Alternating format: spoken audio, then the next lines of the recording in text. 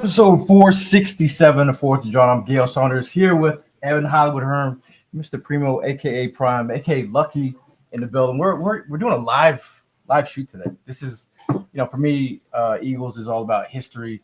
This team brings me back. I have a weird love affair with this team, and I'm superstitious as well. So about 7 years ago, thanks to Evan, he gave me a quick math on that. Quick calculator. 7 years ago, we were in the same spot. The Eagles were on their way to that Super Bowl that changed all of our lives, right? I think, we're all better people for it.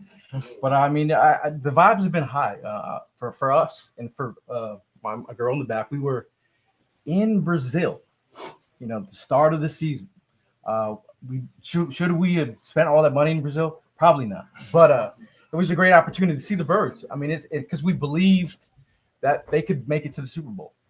Obviously it's a wild card, but they're on the road to victory. But I've been believing in this team since if you've been following the show, there's a lot of you that have been in the comments. You've seen the takes. I thought this team could make the Super Bowl. On paper, it's everything that we thought they were. They just had to show it. There was a time they were at 2-2 going into the bye. They cleaned everything up. Fire Nick. This guy was saying fire Nick, and they rattled off 12 wins in a row. And now we're here. I think Eagle fans are feeling good. I was at the supermarket today. I saw a guy with his dog dressed up in a Hertz outfit. The energy is crazy right now. It's contagious. I think we got people from California, all across the world that are coming into the area just to follow the birds. Evan, you're kind of the Negadelphian of the group. How are you feeling today? Are you feeling the vibes, or are they riding high right now? First of all, this place it took my breath away when I came in. This is my first time ever being here. I know that we had the show here years ago. I had commitments. I had my other job going on, so I wasn't able to make it to that show. But this is my first time ever being here, and it's one of the coolest places I've ever been. If you're an Eagles fan, you take a step that. It's from 1984. This McDonald's place from the Olympics of 1984. It's the type of stuff that's in here. It's just full of vintage, cool stuff. We're trying to repeat history here. We're trying to go and win another Super Bowl. I can't believe it's been 7 years. And I know that I gave you some quick math tips with that earlier. You mentioned we won 12 in a row, but the Commander fans online have not shut the hell up. So I know for a fact that's not 12 in a row. No, it's not 11 in a row. We've lost like 3 games ago to the Commanders. Massive bad. Massive bad. But that means nothing to me. This Eagles team right now is absolutely trucking. We got a guy by the name of Saquon Barkley on this team, and beginning of the year, I'm saying I said 2,000 all-purpose yards. He went 2,000 rushing yards, which is crazy to me. But this team is built right now to win. Everybody is coming back healthy right now while we're going up against an opponent that is dealing with some injuries. So I'm feeling confident. Yeah, it's a beautiful time to be an Eagles fan again, man.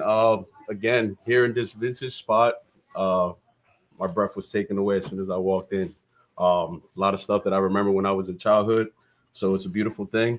But sitting here in front of a live crowd, first time for me. I'm loving it. Beat your basement? I don't want to say all that. Competition is serious, though. I can say that. But I'm just ready to get excited. I'm excited. I'm ready to get started with these playoffs, man. I just want Sunday to hurry up and get here, get this thing started, show these people what we really are capable of doing, and that's getting to the promised land once again. So you mentioned in front of a live studio audience, but we're also in front of the Spectrum P. Back in the standard. That's cool as hell. He's got the P from the Spectrum. So we're in Bristol, Pennsylvania. So if you, you got to come down here. JP has been he puts the gracious for having us here. There's everything that you can want and more. I asked him, you got any Fab Five stuff? He showed me some Fab Five shoot around gear. I bought it right away. My girl said, don't take anything home. I came home with a lot of stuff. But just in general, I just feel really good about this team. I think just talking about this offense, super firepowered. We got everyone healthy at the right time. We're talking about all these teams in the NFL. We are coming in healthy. Talking about resting the players against the Giants. We shouldn't do that. We should go for the record. I know we all wanted Saquon Barkley to get that record. I mean, he still rushed for 2,000 yards. So I think, given that fact, I mean, that's good enough, right? Is that good enough for you? Is the NFC Championship game good enough for you? Is almost getting there good enough? No, sir. No, it's not. No, sir. I'm sorry. Like the 2,000 yards, it was awesome. But in my opinion, you had 1 year to do it, and that was this year. I don't think Saquon's ever going to eclipse 2,000 again, and that's not a shot at Saquon.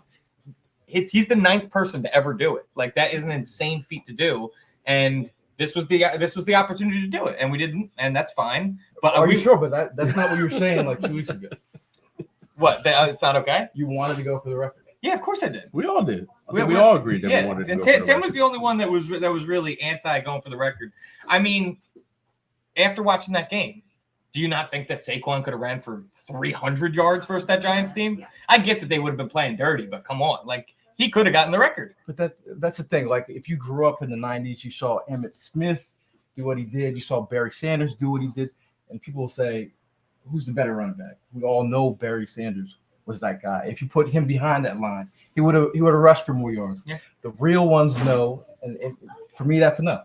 All right. The fact that we have a greasy-headed Eric Dickerson still with the record. I know he had the Jerry Crow back in the day, didn't like it, but the fact that he was this close, yeah. But you can at least acknowledge the fact that all of the people that were pro Saquon going for the record,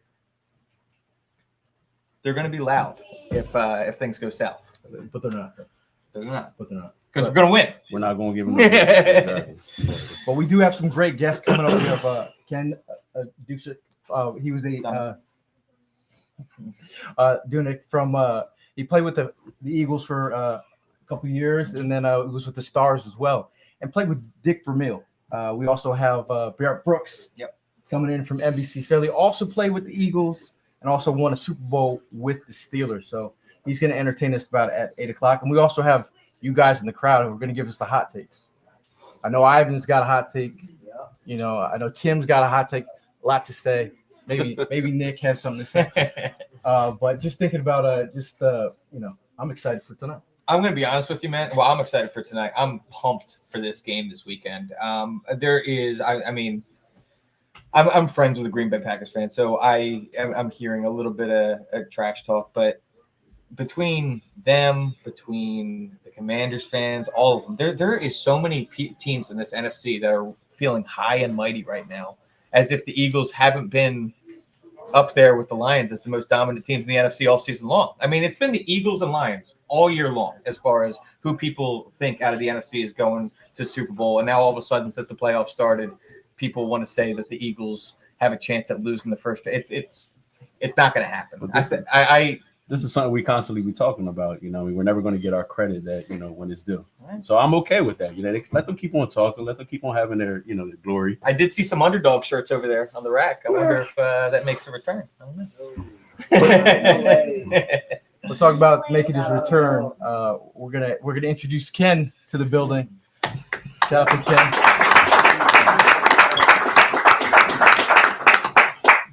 I saw some Philadelphia Stars hats over on the shelf over there. Those are real You deal. got your choice. Now, see, Ken was one. We talk about the basketball turned football player. He's one of the OGs. Tell us about that story. I mean, how you became suddenly a football player after being a basketball player. So I didn't play high school football. I was a power forward on the Memphis State basketball team in 1977. I wasn't getting to play as much as I thought I deserved to, and the tight ends coach saw me throwing a football outside the athletic dorm. He quickly convinced me my future was in the NFL, not in the NBA, and he was right. Although I didn't play high school football, so I really didn't. I played some Pop Warner, was pretty good, and it was good. I was 6'6", 235. I ran a 4.6 40, and got on the radar pretty quickly. Went to had 3 offers coming out of college. Chose the Eagles, and Keith Krefley and John Spagnuolo were the 2 top tight ends on that team. I was 3rd, And the first preseason game, we go to Buffalo, and John Spagnuolo doesn't make the trip. He's sick, and Keith Kreftley separates his shoulder in the first series of downs. Mm-hmm. So I'm in the game with Harold Carmichael, Ron Jaworski, all those guys. And keep in mind, 2 years ago, I was playing catch in the parking lot in college. So, but Coach Ramil called me over, called a timeout. He said, "Listen, do me a favor. If I know you're intimidated, and anybody would be. The linebackers that day for Buffalo were Isaiah Robertson and Phil Villapiano. I've been watching them play since I was in junior high school." He said, "If you come off the ball and hit those guys with everything you have on every play, I won't say a word to you about if you make a mistake," which was really important because I really didn't even know the plays at that point. And I did. I played really well in that game and started the next game against the Jets and caught 3 passes and wound up making the team. We go to the Super Bowl. I get the NFC Championship ring and carved a 6-year career in pro football. So, but my shining accomplishment is here being the guest on 4th and Jawn. I got a new highlight. It's a pleasure to have you. Yeah, And I mean, absolutely. hearing that story, I was born in '94, so you. Oh, you're killing me. You're a little bit. But from what Call me Pop Pop. from what I heard about your story, though, I mean, yeah, I drew a lot of parallels to like Jordan Mailata, like a guy that football wasn't his first sport, and he kind of was brought in raw. What was that like transitioning from basketball to football at such a high level already, where like you have your height, you have your strength, and how do you like harness all? Did you have a lot of one-on-one time with coaches to really get you up to speed, or what was that like? Not as much because, the third tight end is really an afterthought on the team. They're trying to get their main guys ready. But, I was a physical basketball player. I enjoyed the contact, so the physicality of football didn't bother me at all. Mm-hmm. And again, if Spagnuolo is not sick and Kreftley doesn't get hurt, I probably don't even get the shot to show what I could do. And that's how life is. But I was prepared for the opportunity when it came, and I played well, and I got paid for it. That's awesome.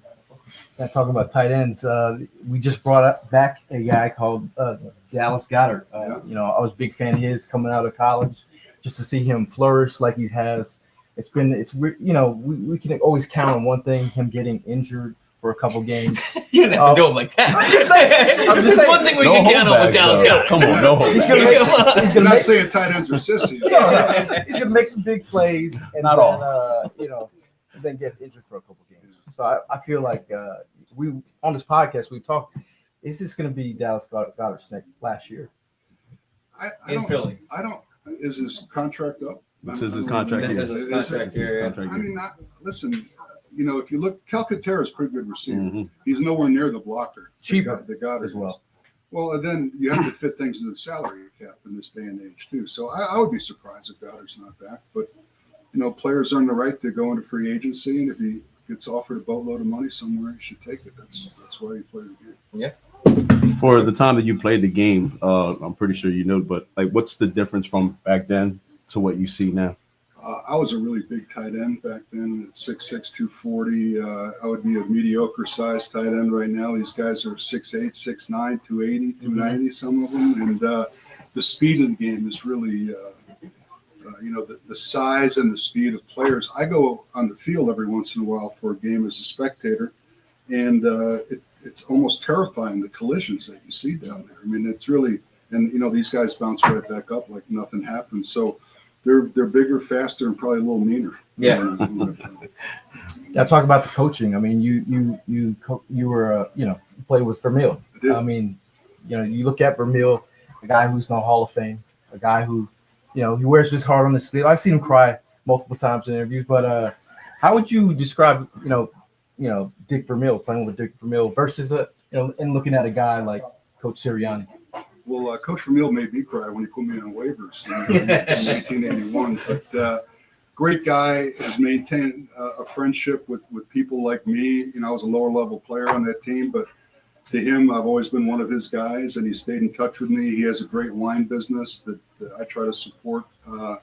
But just a wonderful, as good as Dick Vermeil is publicly, he's even better because he doesn't want you to see most of the stuff he does for people on the side. So I'm really blessed to have played with him. And then for the Philadelphia Stars, I played for Jim Mora for 3 years, who was also an excellent football coach. And I've got a kind of a unique record. I played 4 full seasons of pro football. I made it to the championship game all 4 years. So Nice. I tried to market myself as a good luck charm, by talent. I mean, there's one people weren't going thing. for it.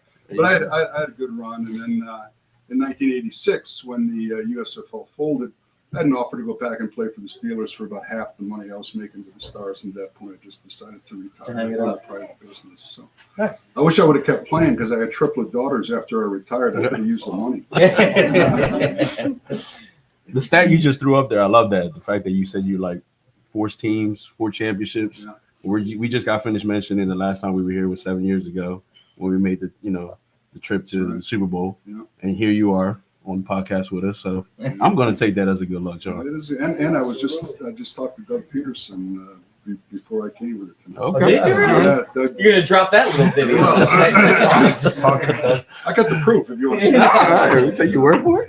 But I hate to see a guy like Doug lose his job. Obviously, he brought the only Super Bowl champion. And Doug, he's made a lot of money. I'm sure he'll wind up as a coach somewhere, whether it's the head coach in college or a coordinator in the NFL. But he's deserving. He's a good guy. So, as a former player, what is your perspective on the Eagles front office and how Howie Roseman and Jeff Lurie kind of handled? Because, like you said, Doug Peterson brought us our first Super Bowl that we ever had, and then a couple years later, he was gone.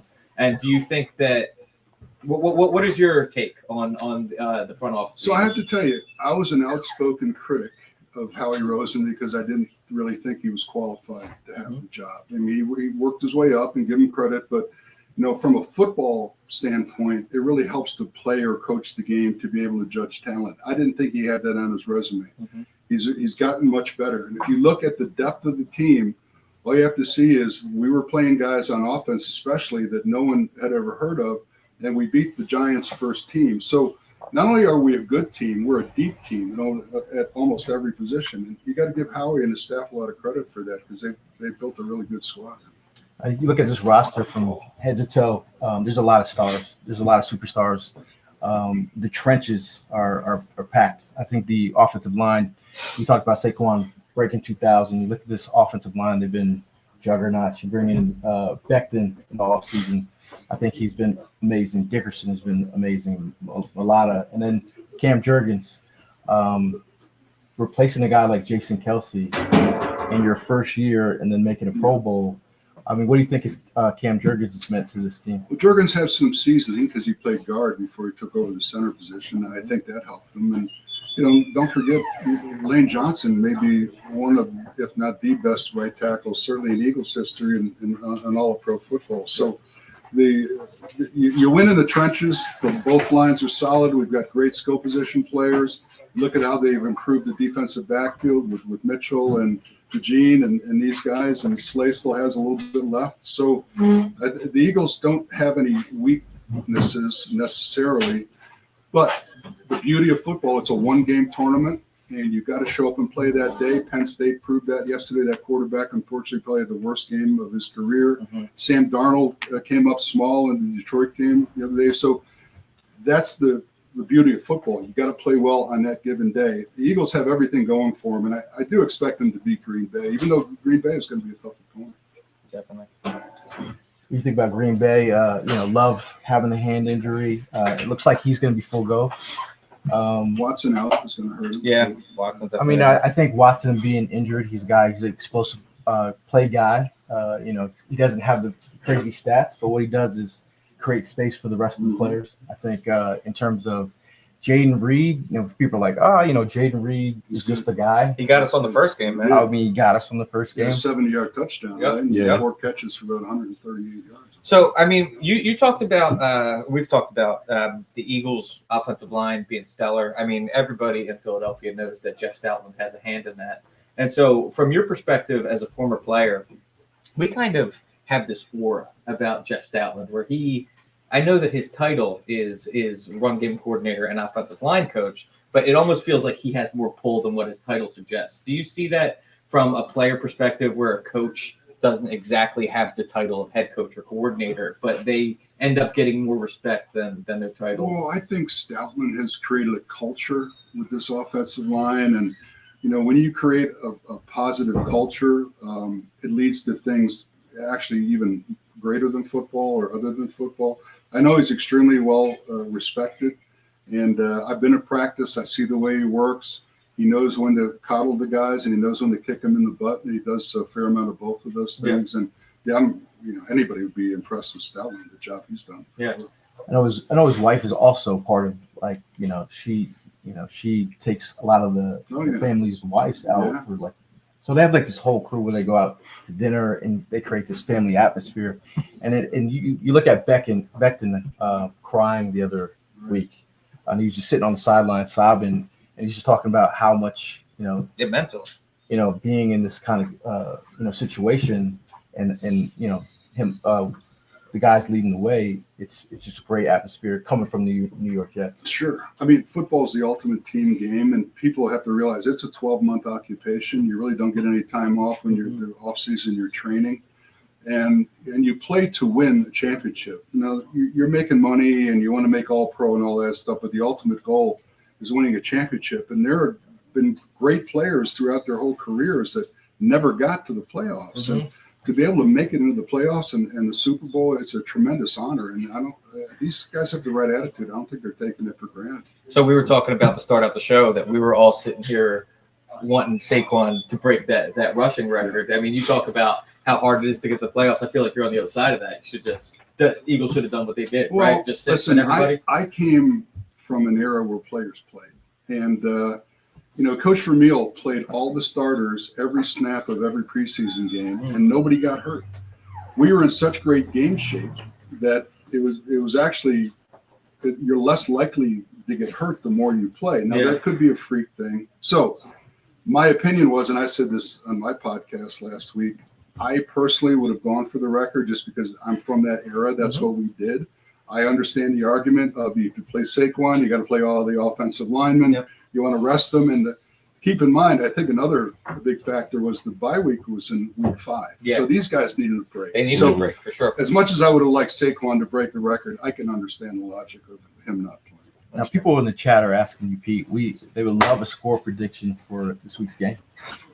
Okay, well, you can ask my bookie. I'm one of the worst score predictors in the world. He loves you. Your bookie. He would never say anything bad about me. But, I'm going to say the Eagles probably win the game something like 27-20. I think the weather's going to be okay. It's going to be a little bit warmer. There's supposed to be a little less wind, which I think will aid the passing game. And again, our weapon, they're not going to hold anything back. They're going to throw everything at them, and you're going to see a lot of Saquon, and you're going to see a lot of Devontae and a lot of AJ, and you're going to see all the good stuff that the Eagles offense can present. Well, that's exactly right. And I think that the whole model of what this Eagles team has been the past couple of years, especially this year, is simply relying on your playmakers, relying on your superstars to get you where you need to go. I mean, the entire offense from a passing standpoint was pretty much run through A.J. Brown, Devontae Smith, and Dallas Goedert this year. I mean, when Jahan Dotson got signed, I think a lot of us were hyped and we were thinking, like, what could he do as the wide receiver 3 on this? But there's only one football. You know what I mean? So listen, how good are those other guys? If a guy like Jahan Dotson doesn't even get any targets. Yeah. I mean, so you we're loaded, but it's a superstar league, and you got to rely on those guys to carry you to the promised land, and that's what I expect them to do. Yeah. Once we get through this game with Green Bay, do you fear any of the other teams that we'll be facing? I have respect for anybody who puts on an NFL uniform, and again, the beauty of a one-game tournament is you got to show up on that day and you got to be the best team. The thing about football is there's penalties, there's turnovers, it's an odd-shaped ball, it bounces funny sometimes, and there's a lot of factors that can go into some of these upsets. But I'm very comfortable where the Eagles are at, and it would not surprise me at all if the Eagles win a Super Bowl this year. Now, people in the chat asking biggest concerns heading into this playoff game. The fact is, if Hurts is rusty, he's been off for 3 weeks. He's been in concussion protocol. I don't know personally what he's been able to do, whether he's been able to work out on his own. Would they let him do that under the team's auspices? I really don't know the rules with that. So it may take him a series or 2 to get up to game speed, and that's probably my biggest concern going into this game. But if there is one thing about Jalen Hurts that I think that At least I think about him. I feel like he's able to shake off a bad situation. Like if he were to throw an interception, I feel like he could shake that off no problem. He's tough as nails. He is tough as nails. So I feel like if we even did end up having a hiccup, I'm not really sitting here sweating. Yeah, In but the I first just series. still don't want to have a slow start. Either do I. Yeah, I mean, Either so way. I mean, this is one of the things that I brought up last week about his rhythm. Mhm. That's my concern. You know what scares me? The one game we had a fast start, we lost the game. You're True. So, I mean, That's slow true. starts are good. Yeah, yeah. Maybe sometimes a slow burn ain't bad. Yeah. Well, I mean, I really think they have to play to their strengths. I think we know in the beginning of the season they were chucking the rock a little bit. Once they realized that the identity was through the run, I think that's what got us there. And protecting the football. Yeah. I mean, Yeah, I it's mean, been kicked. it's funny that the Packers they're set up kind of like us. They're a run first team. They're going to try and attack us with Jacobs. I do believe our run defense should be able to shut them down. I think. So Jim Mora had a great line, and I remembered it all these years. He said, you can play championship football if you can run the ball and stop the run, and that's never going to change. And he's right. Here's 40 some odd years later, and all these fancy passing, techniques and players and everything. But look at what Saquon Barkley has done to this offense. I mean, people, they have to play us honest, because if you're playing the run, we got the weapons outside. If you're going to play the pass, that's going to open up the running game. So there's really, like I said, there's really no weakness. And even like Saquon's ability is so good that there have been teams that have stacked the box against us, Oh, sure. and he's still been able to get around them. I mean, So it's just tremendous instincts, cutbacks, and the Eagles, because of Stoutland, they stay with their blocks. You see these guys just like Kelsey's do, finishing their blocks down the field, and of course that adds to the running game. One of our biggest fans, Eagle fans in Australia, just said biggest concern Nick Sirianni's ego and involvement in the game plan. Listen, Nick has gotten better with that. Okay, I had Coach Vermeil on my podcast a few weeks ago, and of course he's never going to criticize anybody, including the current head coach. But I asked him in generalities, because there seems to be this macho thing with coaches wanting to go for it now. I saw an NFL coach in the first quarter go a 4th and 1 on his own 29. That would have been a fireable offense years ago, but now they seem to do it all the time. And you have to remember, it's a long game. Points early are great. Don Shula says you get the points early and you gamble late, and I think that's a good philosophy. But a little different mindset this year. I do believe that Nick has gotten a little bit better with his decision making.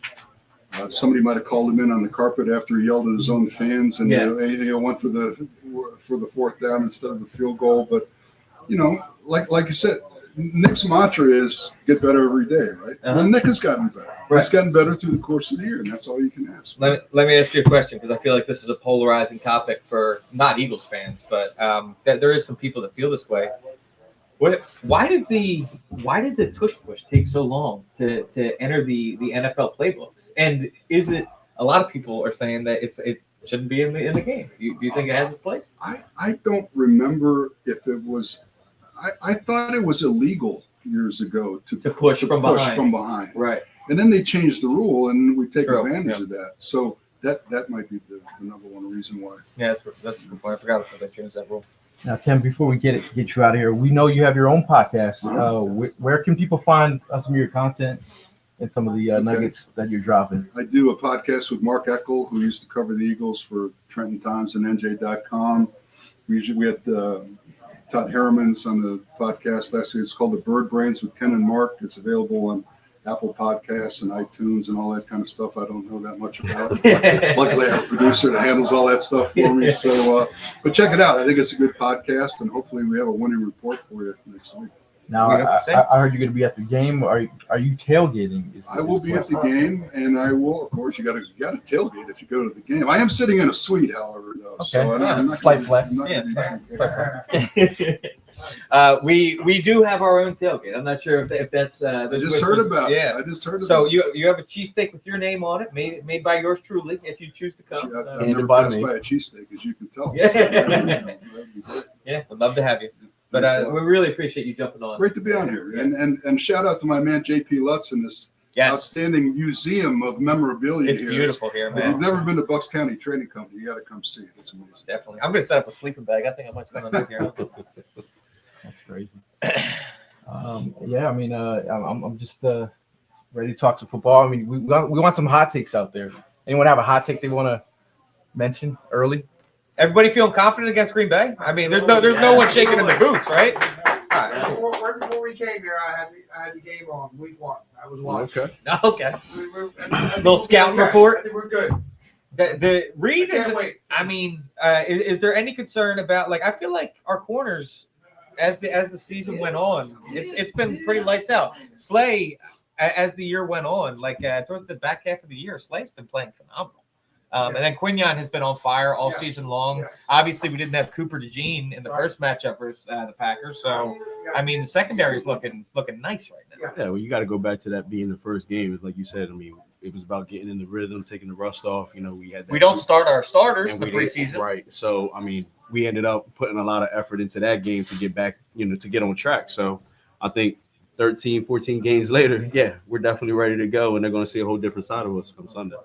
I do believe this team is a lot different. I think the communication on the back end has been great. That's the one thing. I mean, you look at Bond when he came in that first game, it was gangbusters. People, 15 tackles, 2 sacks. They're like, who's this guy? But the fact that Fangio brought in a piece that like really was a piece to the puzzle. Yeah, I played for Vic. Vic was the Stars linebackers coach back in the day. So I think not only is he a great football coach, but the fact that Zach Vaughn is a really athletic linebacker who can cover a tight end in the middle of the field. We didn't really have that last year.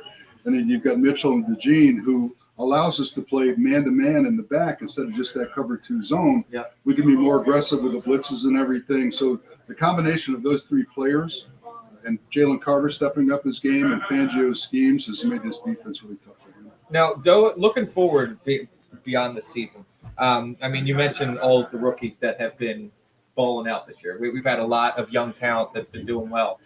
Where do you think the Eagles should be eyeballing, like in the draft next year? And like, what would their? I'm thinking like an offensive line, right? Like, Yeah, well, I mean, tackle? eventually you got to replace Lane Johnson. He's probably got another 1 or 2 years. I would think that that's a priority. You kind of build championship teams from the trenches, and the Eagles have actually done a pretty good job of drafting offensive and defensive linemen and then filling in the skill positions. And they haven't had a great emphasis on linebackers, but they got a good one in Zach. And so we'll see where that goes. I think that's the number one priority. I mean, you got to lock down Zach Vaughn. We've had linebackers come in here season after season. Kazir White, they all just went out of my head as soon as I started looking. But we've had talented linebackers on this team, and then we just let them walk. And so I think that Zach Vaughn, he's proven himself, right? Like you have to. That's top priority payment right there. Why wouldn't you pay Zach Vaughn? I mean, I said the same thing about Kazir White. Yeah, first And team Nigel, when he was on the team as and, well. I mean, I think you got to lock it down like Yeah. that. TJ Edwards as well. Didn't he make first team Nigel, All-Pro? TJ, yeah, all those guys. I mean, we had some pretty good linebackers. Surprisingly, you played the position, but you didn't mention tight end. Everybody's like key on this Penn State tight end. I'm not a Penn State fan, just throwing that out there. But and I was happy to see them lose last night.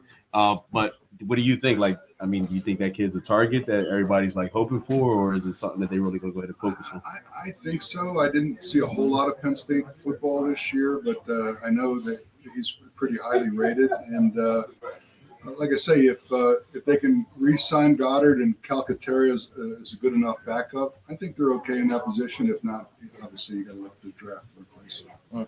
Well, Gels mentioned various times that if we're going to bring Dallas back, it's got to be on that. 1 year deal, That man. 1 1 year deal. Yeah. He did enough for me. This guy's hating on tight ends. He's been hurt enough for us. That's my guy. That's my guy. I also want to do a little quick sidebar real quick, too. Gail has complained plenty about this computer, but as I'm looking at his desktop right now, I think I'm seeing the problem.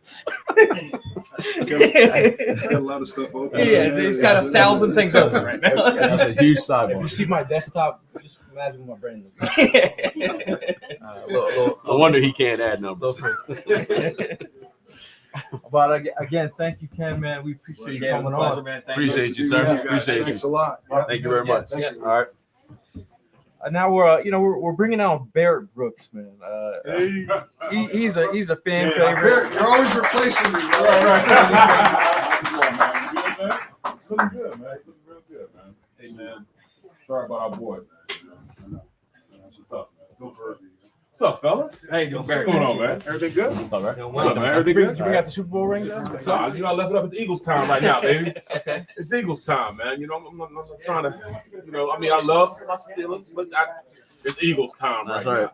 There is some Steelers stuff here in the Philly Museum. Well, they talked to me a little bit about, you know, but right now we're talking about, you know, let's got to roll my sleeves up. You know, Hey, boy. it's that Get time. into game mode, bro. It's that time. What's right got you hyped up right now? We got a playoff game. No, I'm asking him. I want to hear from him. Specifically. now. You guys say a playoff game. I'm talking about winning we winning the bowl. That's what right. I'm talking about. That's We right. winning the bowl. Hell yeah. So there's just one brick we got to knock out the way on our way to the championship. So you do think, like me, that it's kind of silly that all of this talk about, oh, you know what, the Green Bay Packers might sneak the Eagles. Where the hell's that come from, man? Like the Eagles have been a top dog all year. It's any given Sunday type of mentality. One thing I am glad is that for once, my Philadelphia fanhood are not talking, pessimistic about this Eagles franchise. Yeah. Right? You know, this franchise is built to win. Yeah. You know, they got the best roster in the NFL. They know what to do. I love their identity. Physical brand of football. I mean, that's what it takes to win Super Bowl.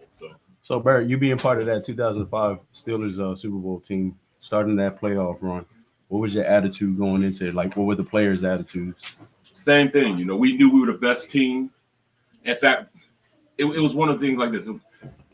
At that time, my coach would tell us, hey, guys, stop practicing so hard because if you don't, I'm going to send you in.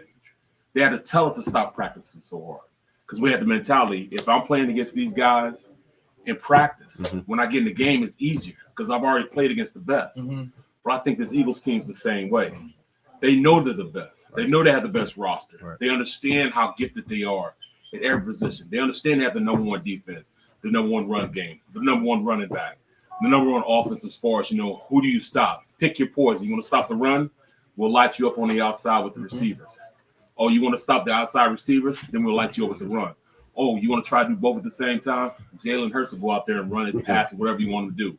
And then we got our guy back, Dallas Goedert, roaming the middle of the defense now. That's a quarterback's best friend. Dallas Goedert, the tight end, is a quarterback's best friend. If he can control the hashes, the rest of the game is over. So me and Gail were at the game last week. He was surprised to see Dallas into the game. I wasn't, but I thought he put on a great show last sure. week. You know what I mean? It was something he definitely needed to He get out needed of to get a little rust off. Yeah. He needed to get a little rust. He needed to play a little bit. He was out for like 5, 6 games. something like that. 5, 6 games. So he needed to get a little bit of rust out, go out there. And he was playing as a starter. It's not like he was playing against some bums. He was playing against their starter. Well, they're in the NFL. Anybody. Right. But it was actually the Giants starters they were playing against. Gotcha. So that's why they let him play. Now, if you play coach, if you were going to attack the Green Bay Packers, how are you going to attack? Well-balanced game. This is one of the game I used to say run the rock. But I'm not going to say run the rock this time. I'm going to say I want a balanced game. It looks too good on the outside with these young players they have and the lack of experience they have out in the corners, from their corners, to not take advantage of Smitty, not take advantage of Brown, not going to take advantage of Goddard. I would actually, just to get a rhythm, have Jalen come out and pass the ball, get quick game going, just so they know, all right, we can do this. Now they're like, oh no, we got to get out of this now. Right. Now we got to play cover 2. We got to have 2 high safety because now they're passing the ball on us, and then we pound them with the run. So I think it's more so us going out there and dictate tempo, doing what we want to do. We want to pass because we want to pass. We run the ball when we want to run, and then when you do that, it's just have a balanced offense. Absolutely. I mean, one of the things that have been the keys to our success this year is controlling the clock as well. Right. Controlling the turnover and controlling the clock. I mean, what game was it where it was just a backbreaker drive that the Eagles and Jalen Hurts and Nick Sirianni Like a 9-minute drive. Dude, it was like a 10-minute drive to end the game. Yeah. They just suffocated them, man. That Yeah. Steelers game. Yeah, they got in the fourth quarter and they just ended the game. They suffocated them out of that game. There was nothing they could do. And I think that if you just control, it really comes down to, I think, the turnover battle. I mean, Love is a guy that will turn the ball over. We've seen it happen before. They protect the football too. I mean, yeah, he's one of the least sacked quarterbacks in the league. But you got to understand this also. If you can stop the run, make him one-dimensional. Josh Jacobs is a great back. We can't just ignore what he does. Yeah, no, he's legit. He's got, he's ranked 6th as far as, backs as far as yardage in the league. He has like 13, almost 1,400 yards. He can run the That's rock. light work. Right, he can run the rock. But their whole offense is predicated off him being able to run the rock, and they run play action.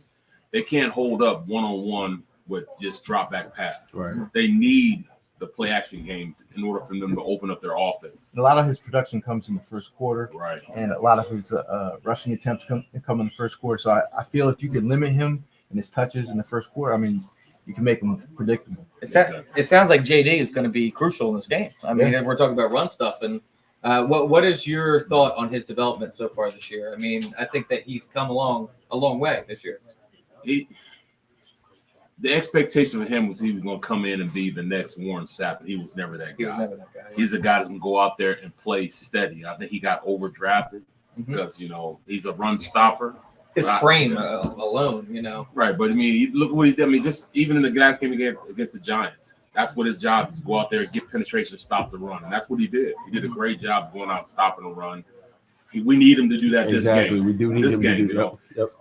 People say, or how's he played? Well, this is how you can judge how he played. Both our linebackers have over 140 yard tackles right now. Yeah. Both guys have over 140 tackles. That means those guys up front did their job. They're able to go out and make plays because the guys up front are getting penetration, stopping the run, and the linebackers can go make plays. And we got a question from Chris in the chat. He says, why do you think the league downplays Jalen Hurts' ability, with the media saying he needs to prove something this playoff as if he didn't in the Super Bowl? Because look at our fishbowl. We look at Jalen Hurts as the guy that can come out and play consistently. He's not a quarterback that he's going to go out and be a Tom Brady. He's not going to be that guy. He's not going to be a Peyton Manning. He's going to be a guy to go out there and run a consistent offense. There's nothing wrong with a game-managing quarterback. I mean, the Ravens won with a game-managing quarterback. Tampa Bay won with a game-managing quarterback. The Eagles won with a game-managing quarterback. 100%. Foles was not what you would call a drop-back quarterback, But he ran the offense consistently, and that's what you have to do. When you have stars like the Eagles have, why are you worried about what the quarterback could do? Your job is to get the ball to the stars. You get the ball to Jalen. I mean, Jalen Hurts gets the ball to A.J. Brown, Devontae Smith. You get those guys the ball. Let them go out there and hand the ball off to the best weapon in the NFL. So, I mean, I wouldn't worry about what – that's one thing I tell people all the time, and I cuss them out all the time. Forget national media. They don't know about our fish. Let our fishbowl, let us do what we do. Right. We'll take care of it. As you look at this Eagles team, and obviously we've had guys that are going for records. It's been a phenomenal year all along. But who's one player that you think isn't being talked about enough as far as how well they did this year? On our team? Yeah, on our team. I think Nakobe Dean is very underrated. For him to have as many tackles as he has, and they talk about his lack of size, that doesn't mean anything. Those guys play like Batman and Robin. They understand where they're supposed to be, how they're supposed to get there. Number one, he's small, but his ability to go out there and rush the passer is great. His ability to go out and pass coverage, they said he couldn't do that. He's done that consistently. Yeah. But the way those two vibe off each other and understand how to play this defense, I mean, that's the biggest thing. Vic Fangio came in, and he's a teacher, and he taught those guys how to play his defense. And I think, I can remember at the beginning of the season, I called Dante, Whitner, and, he had Vic Fangio with the 49ers. And that was back when they had the best defense in the world. They had Navarro Bowman and then Patrick Willis. Yeah. Two of the best linebackers in the league. Mm-hmm. He was one of the safety. He was a Pro Bowl safety, another Pro Bowl safety. And he said the biggest thing with him is he teaches you how to play the defense, how to go out there and really make plays. And that's exactly what he did. He taught these guys, okay, this is what you want. He tutored those guys. You need to be here to do this. You need to be here to do that. This is how you play my defense. And that's exactly what he did. When he was in Miami, I'll tell you why he didn't do anything in Miami. Those guys were too busy partying, too many strip clubs in Miami, too much to do, So a lot of vets on the team too. That I feel like we have a young group right now that is moldable. Right. And I mean, that's another thing. I don't know how Howie Roseman did it, but we went from the oldest team in the NFL to now the newest, youngest defense in the league. I mean, these guys are super quick, super fast. So I think that's the biggest thing. These guys are so fast, they're so young, and they're just like sponges, just trying to get as much as they can to soak it up and they're playing, great because of it. Isn't it crazy how we went from? I mean, I remember years and years of just poor secondary play, and like our cornerbacks were. But we had a guy that was a tire salesman. Right. Well, you know what I mean? Like it was very, very thin for us at years, and now it feels like we have an abundance of corners. And so for us to make that turnaround, for us to go cornerback in the draft, I mean, I think that sets us up for the next half decade at least to come. Well, the two best cornerbacks in the draft, I think we got, specific to what they do. We got the two best guys. I mean, I know Quinyon, he was the best cornerback in this draft. 100%. Ran a 4.3. It's he played against. It doesn't matter where he played. I love his attitude too, man. He played. He was NFL ready. He came in with that skill set. And I call football games on the weekends. During the season, and I call 2 games of his. One Central Michigan game, and I think I called I forget the other team I called, but and I watched him play, and man, he did everything on the level. Man, this guy's he's pretty good for being in, on this team. Toledo, yeah. He's definitely highlighted, and did everything, right from an NFL standpoint as far as technique, understanding where he's supposed to be, and speed and athleticism. And the trash talk. And the trash talk. Right. You know what I'm saying? He fit the bill. So I'm like, man, he is good. On this podcast, we call him my son because I was down at the Senior Bowl and I'm scouting all the players and they're asking for intel. I'm like, this kid from Toledo. Yeah, he wouldn't stop. I was like, your son? I can't believe what I'm seeing right now. Right. And then I spoke to the guy that runs the whole Senior, Jim Nagy, and I'm like, is he bottom of the first stock right now? He couldn't say it on camera. He turned the camera off and he went ham on Quinyon. He was like, he's going to be the first one drafted. He turned on the NIL money from Saban. This kid is the real deal, and the rest is history. I asked him who he modeled his game after. He's like, Darius Slay. I'm like, this guy's going to be. That guy's going to be. So, I mean, what would you say the biggest difference is from the Eagle team in week 1 to now? I think the biggest thing is they gained an identity. They understood that in order for them to be a good football team, they need to have an identity. They didn't have one the last 3 years. And their identity is to be a tough physical team. And if you're a tough physical team, you got to run the ball when you want to run the ball. And that's what, Saquon being there, why wouldn't you do that? But on the defensive side, it's more so we are a fast defense. And we can run anything that Coach, Fangio wants us to run. Mm-hmm. I mean, even you talk about Quinyon. Everybody's like, well, he was a cover 2 corner. I saw him play man-to-man against this guy from Central Michigan who, he ran like a 4.2, ran stride for stride with him, ran the routes before the guy could even run the routes. Excellent film study, knew exactly what to do. So I was like, okay, he's the real deal. And then, of course, I'm watching film, on Cooper DeJean, playing, he's in the best defense in the Big Ten at the time. And watching him play and watching the athleticism, seeing how he moves. And they also said he was a guy that could run cover 2. I didn't know that he could be a man-to-man corner way good. But then turn around, he plays against Cincinnati, Jamar Chase. And he's out there man-to-man with Jamar Chase, so he's got that skill set also. So when you got these guys who are just fiending to learn the defense, learn what they're supposed to be doing, and then they're doing it in the athleticism and the speed to play this game. It's a fast defense now. We didn't have a fast defense first. Nolan Smith came out of his shell. He's playing at a high level right now. So they're just playing at such a high level because, number one, they want to learn, they want to play fast, and they want to play physical. And those are 3 things you need to do. You bring up Cooper DeJean, and this has kind of been a talking point on our podcast for a while now. Resident Britton Covey lover here. Does you look at all the talent on this team? You look at how Cooper DeJean has stepped in as Covey's been out in the punt return game. Does Covey have a spot on this team as just a returner, or would you, as we move forward, kind of just let Cooper do this? I understand the risk for injury. I don't want Cooper to do it. I really don't. I want the best player to do it. I don't want Cooper to do it. To just be my luck. Some knucklehead goes down there and hits him low. Yeah. For no reason. But I don't want to downplay. Covey just being an excellent kickoff returner. Also, he's one step get up the field. You know, I mean, he should have been a Pro Bowler last year. He's one of the best crash dummies I've ever seen. I mean, it seems like The fact that his body's able to stay together, so it's impressive. I can't believe some of the hits he took. I Yeah, mean, that's why I said. he should be walking backwards right now. You know what I'm saying? I mean, I've seen him get totally annihilated. You know what I'm saying? And then, then he comes to work and doesn't have a parking space because they don't believe he's a player. You know? I mean, it's totally. He looks like me. The thing about Covey, his background, a lot of people, a lot of players don't get the opportunity to help the coach, scheme up some of the returns. He did that while he was at Utah.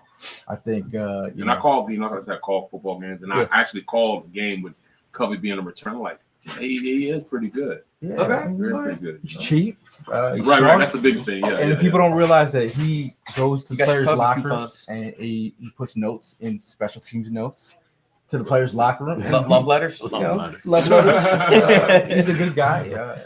I mean, I think he's great for the chemistry of the locker room as well.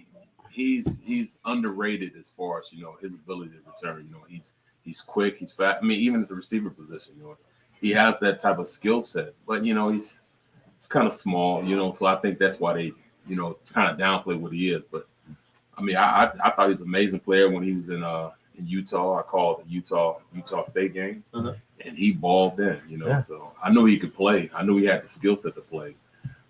He came up here and improved it. But I really don't want Cooper to be the kickoff returner. That's fair. I mean, For injury. I mean, that's why we brought in Aeneas Smith also. Yeah. He can do it also. So there's a lot of love, Covey love going on right now. But we do want to open up the questions to people in the group. If you guys you have a question, a hot take, or you want to ask Barrett a question, feel free to ask. Ivan.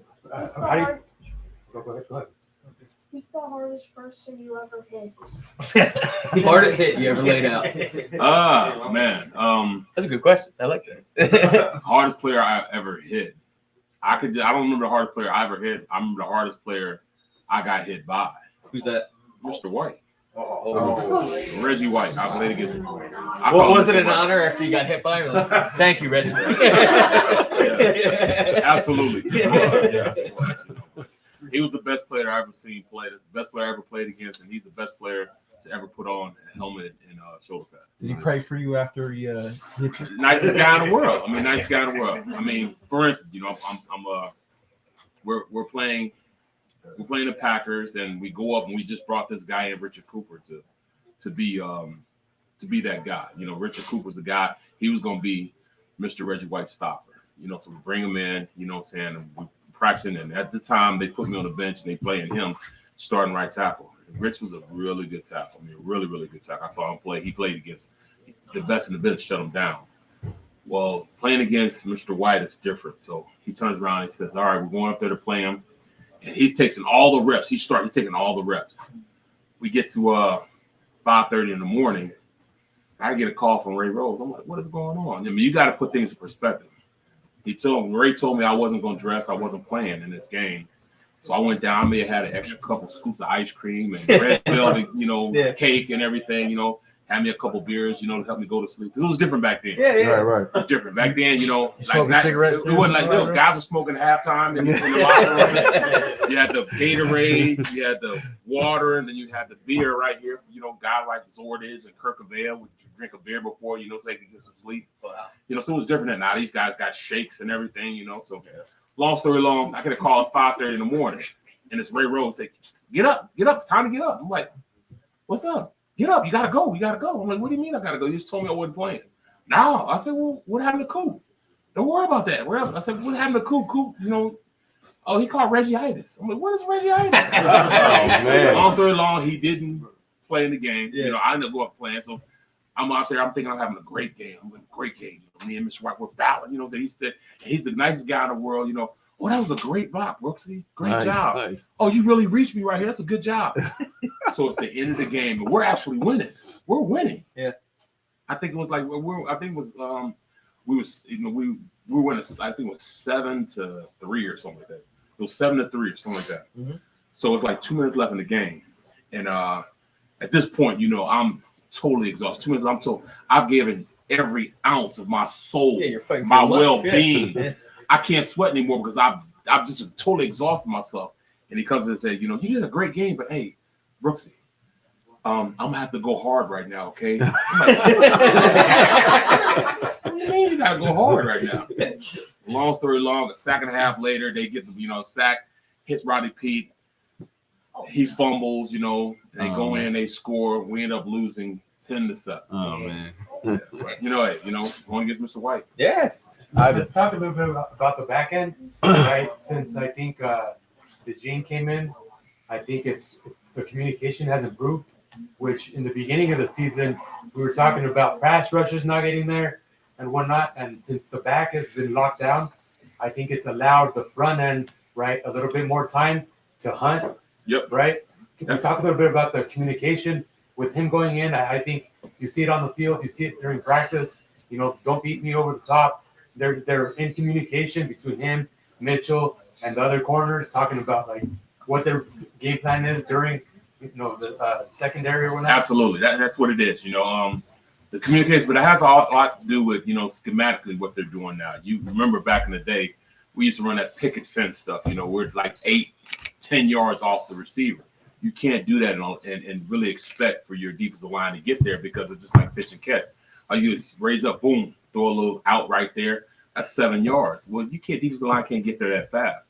So what they did was they made them go closer. They started playing closer to the receiver. So instead of playing 8 yards off, they're playing 5 yards off. So now they're taking that first read away from the quarterback. When you take that first read away from the quarterback, and they're good enough that they can run with these receivers and not get beat by receivers now. But first they used to run by them. Now you can't run by them because they're just as fast as they are. Mm-hmm. So they can play tighter. When you can play tighter, now it gives that read to the quarterback. I was pitching his. I'm like, oh nope, there's somebody on them right now. That gives that defensive lineman 2 extra steps to get there. So now they're tied it together now. They're playing more aggressive on the outside, which allows the defense to get there, the defensive line to get there a little bit faster now. So now that's they're tied hand in hand. But also you got linebackers right now that are fast also that can run sideline to sideline. So they're not covering also, or they're blitzing. So all that stuff is tied hand in hand, and they trust Vic to make those type of decisions.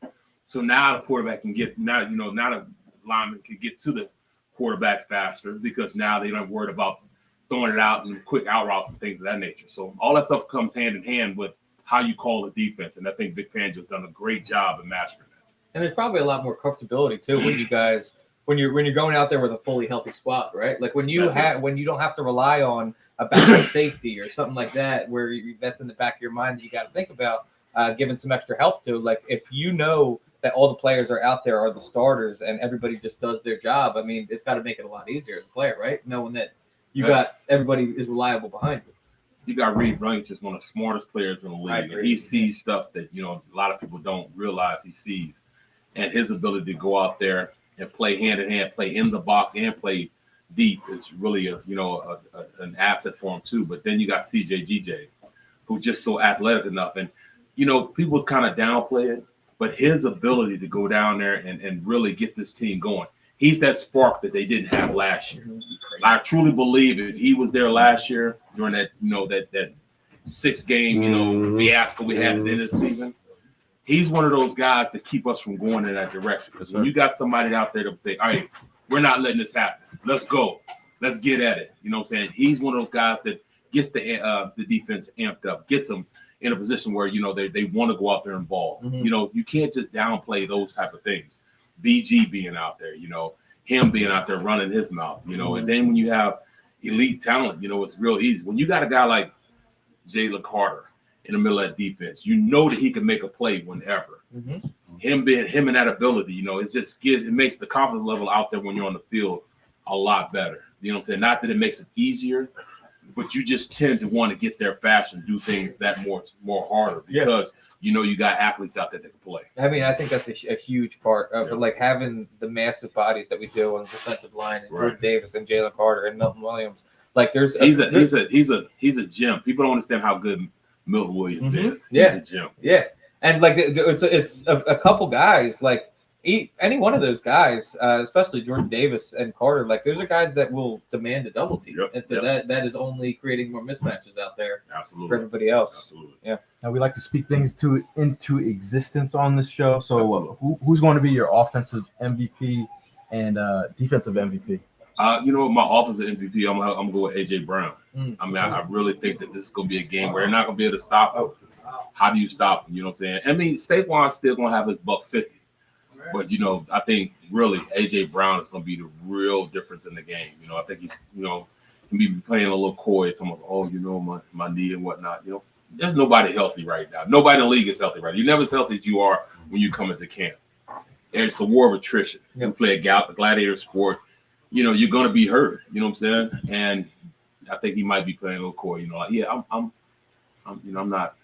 But he's gonna go out there. Yeah, I'm good with it. Yeah, I'm gonna give you 100, 150. It's a shame he was out of bounds on that one-handed catch though. Yeah. I mean, that would have been the highlight of the season. But yeah, I agree. I think that AJ Brown, we've seen him obviously ball out year after year in an Eagles uniform. He faced the injury this year, and I think he's itching, man, to just to ball out in the playoffs. So defensively, I think my guy's gonna be Nolan Smith. okay. Nolan gonna go out there and have a great game. Wow. Hell yeah. Great. Okay. Now unsung hero that no one's talking about that has a play of the game. Unsung hero, that's gonna be tough. You know what I'm saying? Because I mean, nobody really talks about him enough. But like I said, I really like the way Nakobe Dean is playing. His ability to do whatever they ask him to do is unreal. Everybody, I know right now Zach Bond's getting a lot of the praise right now because he's playing at that level. It's deservingly so. But you see the way Nakobe Dean's playing. I mean, I watch too much film. In fact, I'm overloaded on film. But just watching how he plays, understanding what he sees, and I mean, it's like, past, former years when you have a player out there, when we had defensive players out there, if they had an assignment, they had to be in the flat. They would just go to flat, and nobody's in the flat. Nobody can even go to the flat, and they be sitting there out in the flat. These guys go hunt. Nobody's out in the flat. They're not going out there unless somebody's trying to go there and attack that. They're not doing that. They're going to help, and I think that's the biggest thing. They're helping each other. They see some stuff happening. I saw Bond make a play where he wasn't responsible for it, but they ran play action. He came up, but as soon as he came up, he saw a tight end running a drag route across the field, a deep drag, and he was able to turn himself and get back and tip the ball from the receiver and tipped it. Remember that? And that wasn't even his guy. Mm-hmm.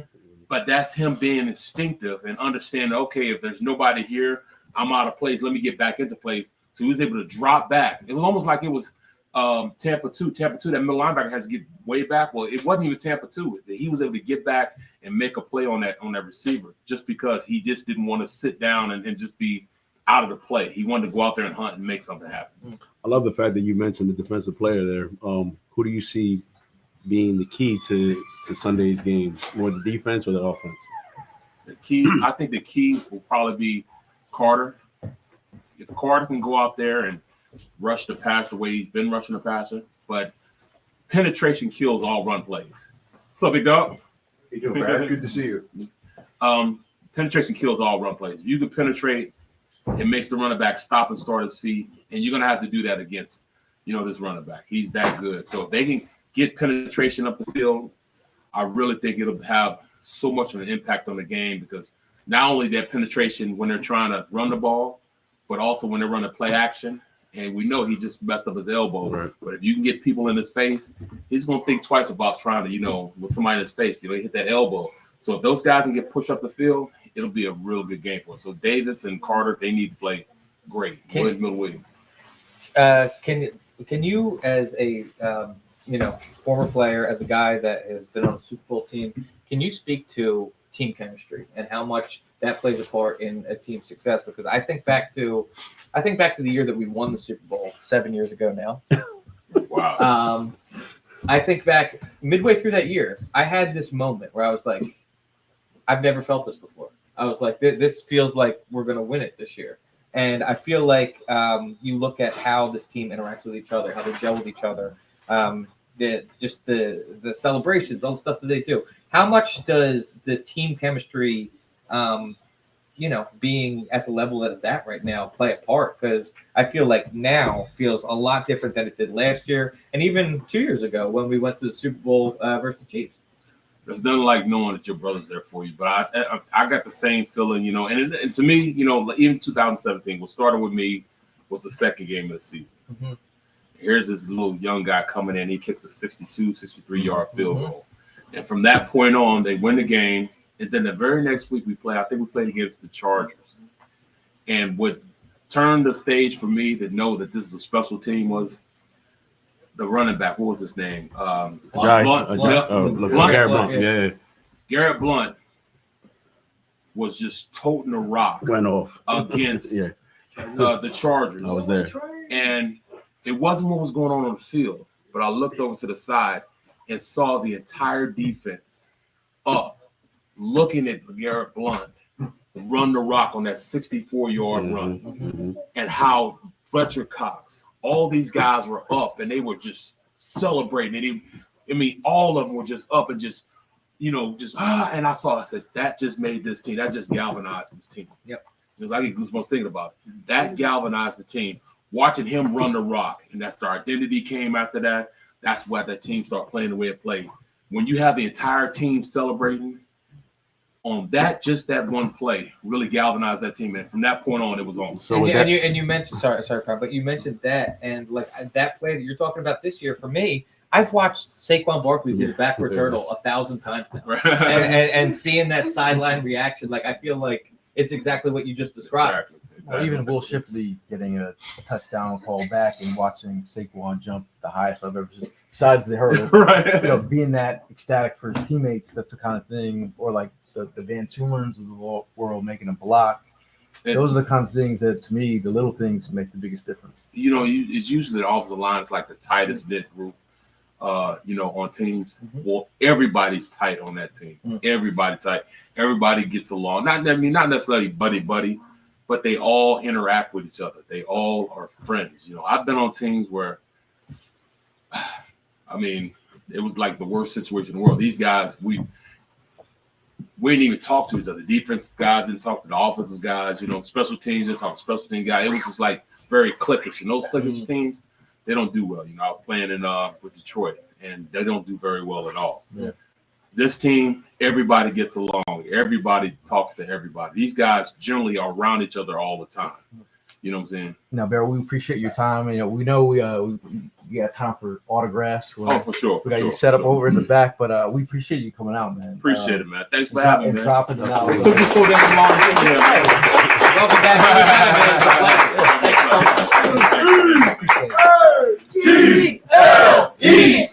Eagles. Now we are gonna have some of you guys come up here. While Barrett signed some autographs in the back. So if anyone wants to jump in the hot chair, thank you, man. Anyway, you gotta know what you're talking about right here, though. It's a hard guy to follow, but if anyone wants to, we got Trox over here. Shout out to Trox. Thank you, brother. Hey, reunion. Now Trox. So bad. We were confident as hell 7 years ago sitting in this building. That's all I gotta say, man. I don't know if I'm as confident as I was then, but I'm confident. You're confident. You have a reason to be confident, though, right, bro? Absolutely. Okay, all right. On a scale of 1 to 10, confidence, the time we won the Super Bowl to now, where you at? 8 and a hook. 8 and a hook. I like When we won the Super Bowl, you what? If we went what? When we won the Super Bowl, what was I think I was. Wait, going into in 2017 when we were here. What was your confidence? I was probably around 6 or 7, honestly, because we didn't know what we had no Foles was going to do after that yeah. Oakland game. Was it Oakland at the time, right? It was Oakland. It was Oakland, right? No, he was playing tough. Cold. It was a tough watch. Yeah.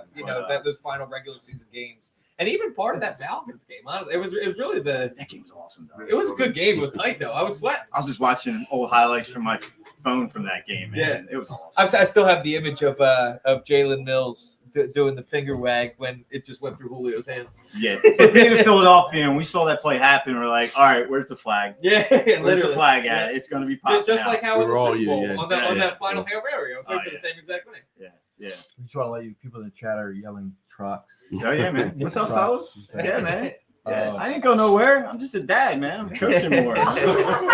By the way, shout out to my little girl Bears. We won the Pop Warner Championship. Very nice. Very nice. Defensive coordinator Trox in the house. Very nice. Yeah. All trucks is in the house. Is that, do you get all of your influence from the Vic Fangio defense?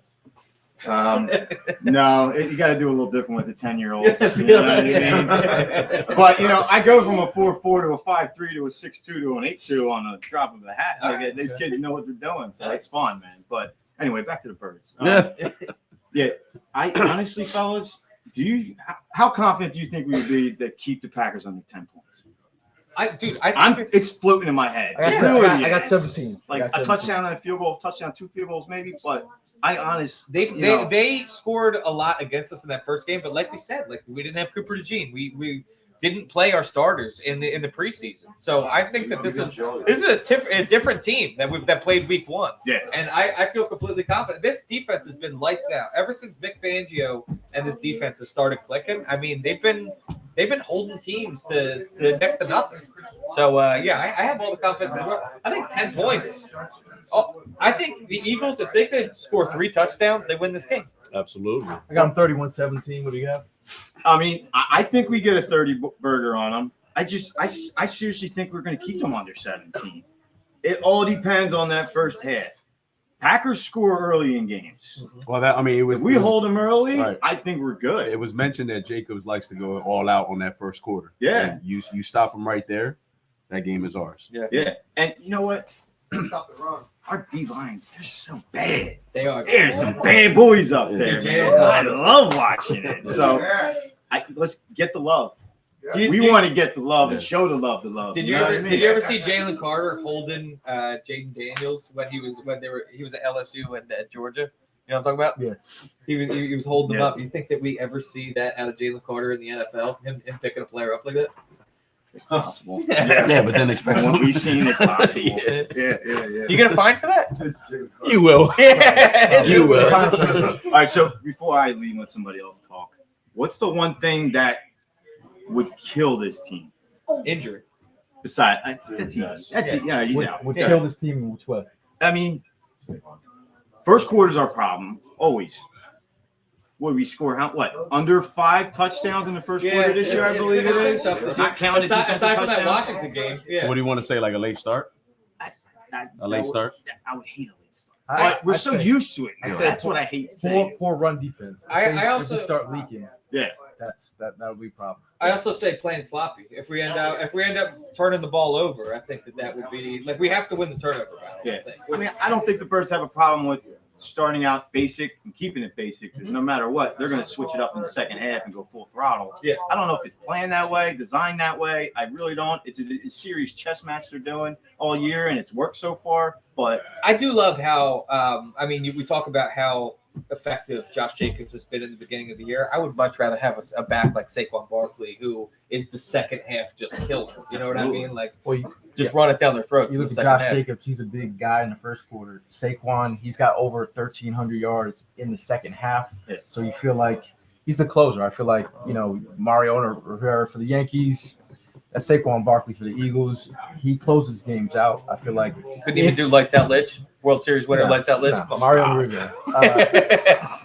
I just feel like he, if you can get a couple touchdowns up on the Packers, and then you just ride it out with Saquon. Defense rides it out too. Ride out. Well, speaking of Saquon, for you guys in the room, we are giving this out to courtesy of Wheelhouse. So we have any Saquon stands in here. This guy already got one. Tim, a resident Penn State lover. We're gonna do a little trivia. Here. So the first one. You guys ready for the trivia? Yeah. Everyone, listen. I got a question. I got a question. It's not a math question. It's not a math question. The first one to name out what high school he went to. That was too quick. Was that Ivan? That must be a question. You got to think of a better question, I think. They asked the same question already, so I already had it memorized. We'll do another one. Another one. All right. How about a call back to the beginning of the show? They did the same question in LA. What year is this cup from? 84. Who was Born, there? you were born. 1992. Right here. Right here. Yep. Yeah. Give it to the lady. Congratulations. Yeah, but dude, I don't have a negative bone in my body right now. If I'm being real with you, like this is all just feels like a formality. Like I'm just waiting for the game to start. It's not. I have all the confidence in the world. Yeah, enjoy the moment, right? Enjoying the moment, exactly right. Soaking it all in. Isn't it? I'll tell you what though. Every time we get to this time of the year, I look back and I think about how crazy it is that like I feel like in the blink of an eye the whole season goes. Like I feel like a couple weeks ago we were having our first tailgate, Exactly. and now all of a sudden we're in the playoffs, I'm sure you're man. talking about the Giant season. Yeah, well, that as well. That's done by week 3 every year. I remember being in Brazil, and Flexing. it was not a flex. It was a serious flex. No, but I was thinking back to that moment. I was like, because I was like, this is supposed to be a home game for us. Yeah. And we got people in like Brady jerseys, a lot of Packers jerseys. You know, there's Eagle fans there, but I was like, the fact that this is a home game, I was kind of mad because I'm like, this is not a home game for us. But the fact that we have a real home game at the link, you know, it's a different vibe when it's playoff season. Like the crowd is going to be No, I mean the link is always rocking, but in the playoffs it's just a different animal. It's a light switch. The crowd in Brazil though were more Green Bay fans. Yeah, from what I was there's saying. more Packer fans there. Yeah. So I feel like this is going to be the real home. I will say the craziest thing about that entire trip. I mean, I know Gail very well now. I've known him for a decade, and if there's one thing Gail hates, it's close places. It's planes. It's being. He doesn't like a lot of thrill things. That's not even a thrill thing. This man jumped off a cliff. Big fan of aquarium. I don't know how this guy goes from I can't sit in the middle seat. But he's not flexing. I can't sit in the But he's middle not seat on flexing. a plane, but I can jump off a cliff. That one makes no sense. Well, that's what the Eagles do for me. They bring me outside of my comfort zone. Yeah. But just going all the way to Brazil, I felt that confident about this team. So Yeah, I know it was going to be done. Did you hear that though? The Eagles bring the craziness out of you. Yeah. I try to explain that to my wife all the time. Shout out to my wife. Yeah. Hey, I won't make it to the game. You guys give it hell. Enjoy it. You're not gonna be there? I'll be at the next round. I'm pretty sure I'll find it in here somewhere. Yeah, I might randomly show up. You never know. You know how I do. We're talking about trucks here. Maybe tell me. Yeah. No, I got a banquet for my football team, so that's why I keep it. That's cool. Okay. But yeah, you might see me today. Congratulations on that, by the way, man. Yeah. Appreciate you coming. Congrats, boys. Go Well done. We got any other takers for the seat? Hot seat? Blue cheese head. All right. Good seeing you, Doug. Shout out to Tim Armstrong. Hey, what's up, bro? How are you? We know you had a rough night with the Penn State losing last night. I was rooting for Penn State, dude. Some people weren't. Well, as random as it is, I'm actually a USC fan. I grew up loving the Reggie Bush, Matt Leinart, Pete Carroll team, and I love that team. I still follow them. So you're like And so Philly I Dallas fan for the 90s. well, So what I'm getting at is you're not because of that I hate Notre Dame more than I hate Penn State. wrong. Okay. So Yeah, I was rooting for Penn State. they won the game last night. I mean, Yeah. you can't argue that. There's a couple mistakes. It is what it is. But the biggest thing with the Birds this week is to Evan's point. I'm just confused. Every other analyst is talking about this team's depleted by injuries. This team's having issues. They have to search and find issues for the Eagles that are having a problem. Exactly. How this spread, I mean, it's any given Sunday, so you can't argue that. But how the spread, how everything is as close, and they're thinking that Green Bay is going to come in. Granted, they did it to Dallas last year. They came in, they did their thing. But the Eagles from last year, when they walked into the playoffs, I felt like it was a different vibe. I felt like the team this year, to Sirianni's mantra, 1 week at a time, they're looking at it from a different perspective. I'm confused on why anybody is, if you're an Eagles fan, is not predominantly excited to think we're going to walk through this and then walk into the next game. I agree. The fact that they compared us to the Cowboys last year is hilarious. We win playoff games. They don't. All right. So I mean that's the difference right there. Yeah, it's like you said, it's any given Sunday for sure. You don't want to go in there and underestimate your opponent. But we're talking about a whole different team from what they played in the first week of the season. a whole different team. The chemistry with this defense is just outstanding, and they're hot right now, and they're going to keep this thing going. I mean, most All importantly, the communication. Absolutely. is key. I mean, Fangio's defense is based off of, mixing up these coverages on the fly. I think Cooper is not Avante Maddox. So he's strong at the tackle point. I think Christian Watson would score a touchdown on Avante. You're not muscling out Cooper DeJean. Well, let's think about what you're saying right there too, because one of the things that we're talking about is how deep this team is. I mean, we had our third string essentially going up against the Giants, and it was an easy game. So if you had to pick, what is the weak link on this team? Because I struggled to even think about it. Unfortunately, I'm going to say it. Jake Elliott. Okay, You fair. said what I was That's fair. thinking. Not that he's a weak. Not that I don't. You're forcing me. I was gonna say my unsung hero of this game. I was gonna say Jake Elliott. If he kicks, I think he kicks 100% this week. I've been kicks saying off. that all Yeah. season. Yeah. The minute you take him off for kickoffs, now he's struggling. He's 1 for 7, 50 plus, which is weird because he's always been good long distance. So I mean, the fact that he's had an issue with that is kind of shocking, but it's tough. It is, but to the point you guys have brought up over time is if he's kicking, he's staying fresh. You know what I mean? Like he's involved in the game. If you have somebody sitting, I don't care what position you play. I mean, if you have somebody go down with an injury and the DB comes in cold off the bench, who are you aiming? Yeah. Who are you going after? You know what I mean? If you have a kicker who's not, he's trying to stay warm, he's kicking into the net. Yeah. But for the most part, if he's just hanging out on the sideline, Coming off the ice, he's coming in. It's like a timeout every time. You know what I mean? He's coming in cold. Literally too. It was freezing. It's 20 degrees outside.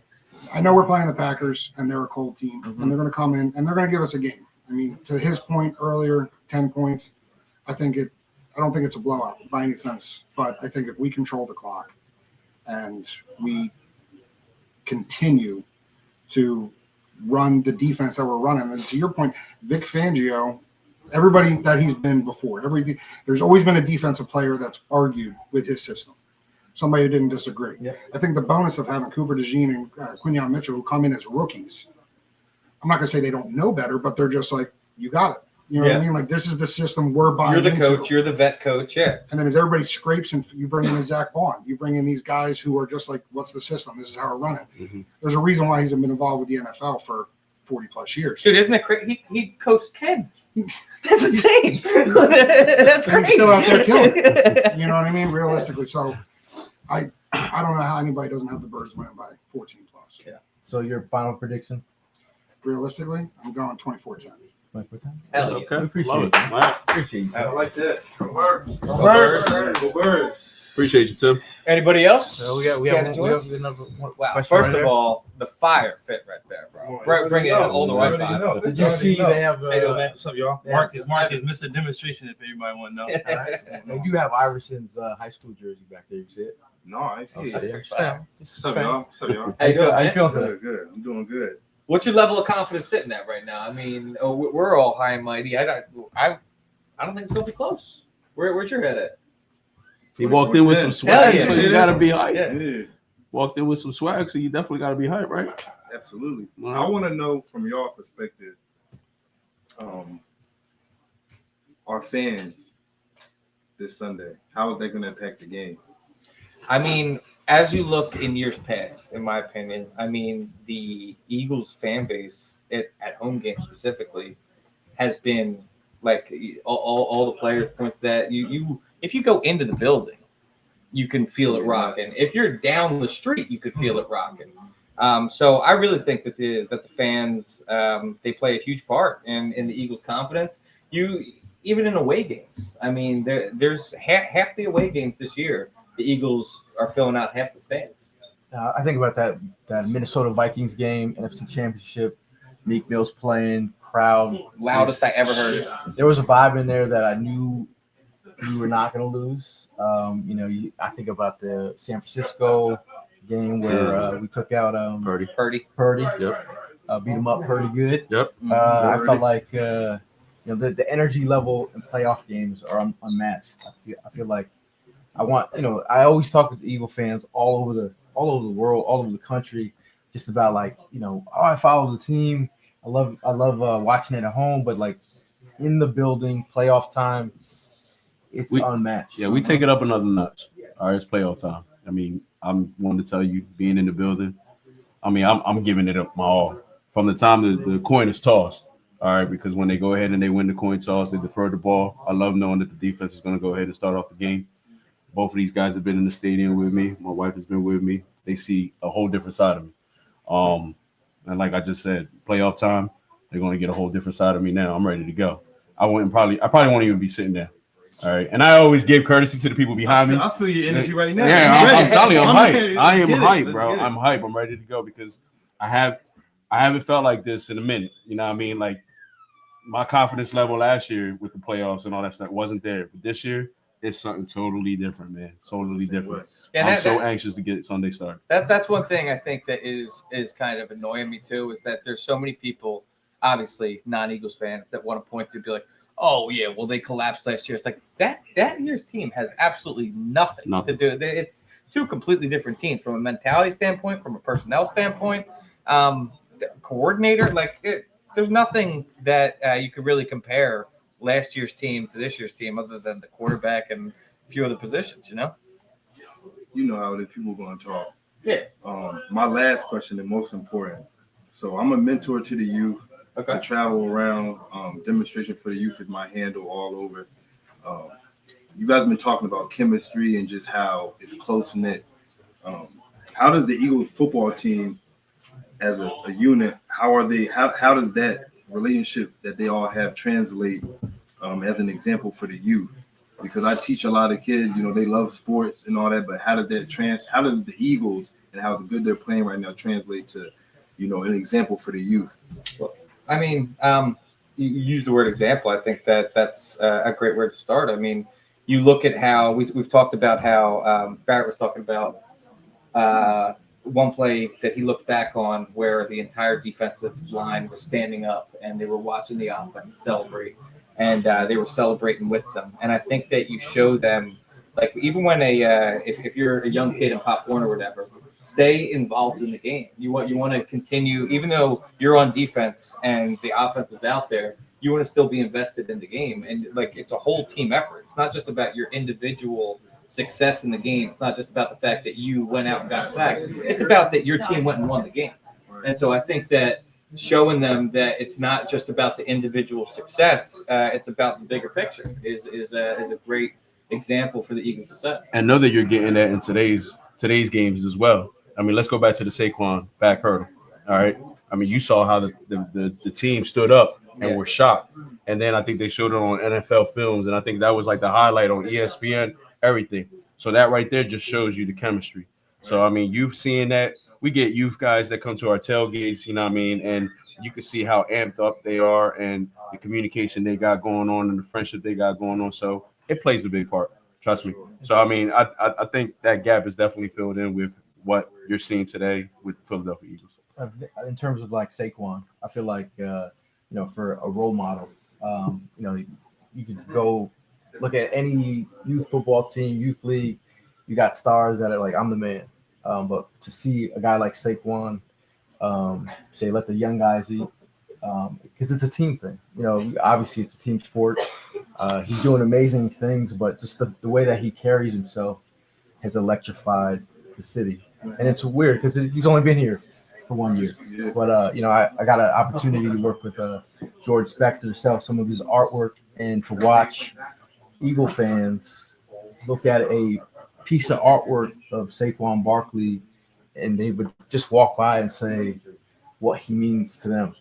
And him being so humble, but him being a first-team All-Pro and has the opportunity to break records, and it's like, let the young guys eat. I think that was He's a great role model just for life in general. So and you look across the league and I'm not going to name names, but there is guys in the league that have definitely lived less morale type of lives. Deshaun Watson. Oh, okay, yeah. you can be real. Yeah, no, I like Deshaun Watson. I've never really held back my opinion on him. I don't think he should be in the league. I think that he should be blackballed, but that's beside the point. But I am proud as an Eagles fan to have a team full of players that I think that people can look up to. You know what I mean? That we don't really have that kind of that. Not selfish isn't even the word, but we don't have people that are out there, causing mayhem. And we have people that are upstanding citizens that true role models, like what you're talking about. And so having a team full of guys that I can be proud of feels good comparatively to if I was a Browns fan, because they're in the basement right now. They're an awful team, and they're tied to Deshaun Watson still. So you get what you get. Mark Bird said, "Not a happy ending." Yeah. I appreciate y'all, fellas, man. Appreciate you, Shout out man. to Fourth I and appreciate Jawn. the work you do. And definitely, I need that cheesesteak. Oh, dude, I got you. Come on, man. Be When I there. get down Be there. there. Be there on Get down Sunday. there on I got you. Sunday. Yeah, no, I'm gonna be there. All Appreciate y'all, all right. fellas. Yeah. Is there anyone else that has one? We got Ivan all the way from Cali. The swag is. I got to tell you, on par. Ivan, one of the biggest mistakes I've made. Your hat is my favorite hat. And I'm not saying that just because you're sitting here. That hat that you made is the coolest hat that I got. And I am in the middle of packing up my house right now. And I brought all my hats to my new spot. And I've got like 3 hats left. And unfortunately, your hat isn't on my short list right now. I couldn't find it. Boo. As some dead stuck at home, maybe we could talk some business. Dude, but I'm disappointed. I haven't been able to wear it. In a couple So what's on your mind, Ivan? I want to talk about the vibe that we have this year, right? This year's been a lot different than other years, right? My take is, right, we watch other teams like the Seahawks, the Niners, right? The way they play physical football, right? And this year we have that identity, right, to be a physical team, right? We saw that with Sidney Brown, right? We saw that with Saquon, right? From talking to his older opponents, right? It's a different vibe this year, and I think we're the most critical media base / fans, right? And I think it carries over, right? And that's why we feel like we're underdogs, right? Because we're critical of ourselves. My real hot take was, listening to Seth Joyner. He's somebody that's real analytical about the team, right? And yes, right after Tampa, it was a lot of questions. Yeah. And I think a lot of those questions got answered, right? Absolutely. The defense became a lot tighter. I'll just say it right here, right now. I think one of the biggest changes was bringing in Cooper DeJean and sitting Maddox out, right? How many times have we not been beat on 3rd down? Right? You're right. that stop versus Derrick Henry, bro. I mean, that is going to be on when we make it to the Super Bowl. That's going to be on the highlight reel. That Derrick Henry stuff. It was weird because we were at that game and it was the Tampa game. It was crazy. We fought a hurricane to get there, but just hearing him talking about video games during the game really about when he's asking Mike Evans, You still play Fortnite? Are you still gaming? You still gaming? To me, that was a It's a red flag. kind of Wrong priorities. just the identity thing, just in terms of players who are hungry, who haven't got the fat contract. Because I really do feel like sometimes when some players they get, what is your mental makeup? What is your why? Is it to get paid? Is it for your family? Obviously, that's great for your family success, but I go back to Kobe talking about what is your why? Like, is it to win championships? And if some of these players who don't have that fat contract yet, the Cooper DeJeans, the Quinyon Mitchell, the Zach Bond, who's Kobe playing Dean. like you see that hunger, that drive. It's great to see. I will say this: coming in for this game, I think the Eagles sometimes they play down to their opponent, right? And whoever's in charge of that Eagles media, I know you guys have seen it where it starts off with "Let's go" and then W2TF, and then finally won it, right? Yeah. And I think everybody has a high blood pressure here, right? Yeah. I would say, whether it's self-inflicted, right? So that Carson Wentz there has a crack, and we're debating. I was saying that earlier. I was like, I wonder if that was a fit of anger that crack happened. Intentional or not. But I think what's important is putting them away early, right? Not letting them get any momentum at all, right? Obviously, blowout isn't fun, but at the end of the day, if that's what it takes for us to advance to the next round, I'm all A up for it. blowout's Oh, really yeah, fun. blowout. I love I it. love it. Yeah. I love it. fun at ball. Yeah. But we appreciate you stopping in, man. I mean, you came all the way from Cali for this. Yes, sir. Yeah, you and your brother that Ben means making you'll the be here trip, for the man. I tailgate appreciate too, that, right? bro. I mean, what is it like being a Cali fan? And How do you find your pack of Eagles fans out there? I'm honestly my fam, my brother's here, my kids and my wife at home. I think for me though, I'm jealous of you guys that live here. They're in your backyard. I will say this though, it is cheaper for me to not be a Cali fan, right? If not, then I'd be going to those games every single Sunday, right? So I guess that's the benefit of it, that the fact that you're not a hometown fan. You're Yeah. okay. you want to get on and Respect tell that. your wife and kid at home that you're moving to Philadelphia? I He brought has everything mentioned with it. me and I'm running my property right now. Yeah, he has mentioned it. But we appreciate you stopping in, man. Absolutely. Thank you very much, man. Is See you anyone on else? Sunday? Anyone else? Oh, for sure. Anyone else? Usually we have a last take, Hot takes. hot take. Do you have any say with your chest moments? I mean, I'm gonna just keep it in house, literally. Hot take. This is the coolest Eagles memorabilia store out there. This place is awesome, man. It's like going into a time capsule. There's stuff in this store that you are not going to be able to find in any other place. I was just saying, I don't think your so. wife is in the chat. She says, "I don't think so." So I'll let you know that. Carson Wentz is about to get another crack in the face. No, but yeah, that's my hot take is that we are blessed to be in this place.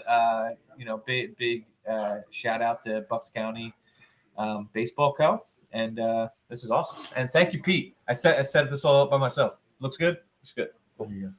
Primo. My hot take is the fact that they ever got rid of these trolls, man. Like, why did they get rid of these things? These are one of the coolest things ever.